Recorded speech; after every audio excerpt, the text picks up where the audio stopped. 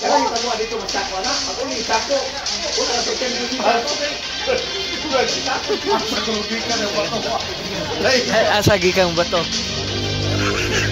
Lahina po gikan langit na po kay na. Gusto mo na? Salamat kayo sa usa ka to nga vlogger. Si Power Morte usab ang Obsbon di na ta magpagay ulo kay ang kaig ulo magmahay ra gyud na. So mintras layo pa ang bagyo, madaganda no ta sa atong first aid, una tubig, dilata usa pag mga dali nga malungag ug madaling kaon. Kini nagkaulat para sa Radyo Morte. Alright, come in. Okay. Matay grabihan ba guys. Ang barangay Panubigan, Calaon City, Negros Oriental nga nagtapok ng mga bato. Grabe kakusog ang ilahan tubig ito mga kaigsunan. Gilupog sila dito lalimang ka 10 feet ang tubig sa barangay Panubigan, Calaon City.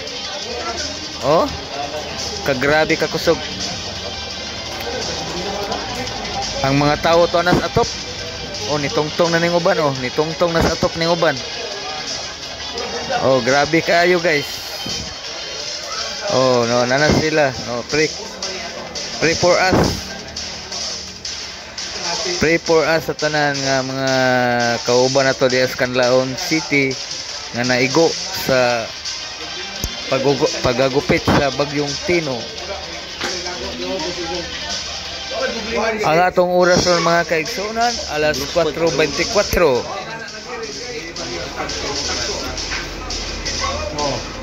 Grabe ang tubig guys sa Canlaon Bus Terminal. Gilupog yun, gilupog ang kuan. Gilupog ang ilahang terminal. Grabe kakusog guys gikan ni sa Cebu karon dres Canlaon. Gilupog na sila, gilupog. Gilupog na sila guys. Bali nagtambalos-los kay ning driver sa kuan series. Pugos man niya. Gipugos man niya sa Binabagan Negros Occidental. Gipugos aning tambalos-los ng driver. Natuwad ning kuan natuwad ning series. Tambalos-los ni klases tao. Kabalo siya nga dako na ng kuan. Dako na usay kasulti nimo nang driver ana nga iyang gipugos og kuan. Kanang driver sa usa ka dakong kompanya diri dato. Guys, ako ulo kablo siyang body. Di siya mga like sa iyang kabuang.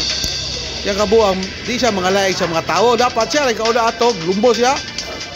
Dapat di ipadayon kay mga lahi ng mga sakay niya. Kanang panahirang upawa na iya ngayon siya driver. Pa siya mo yung naghikog ya.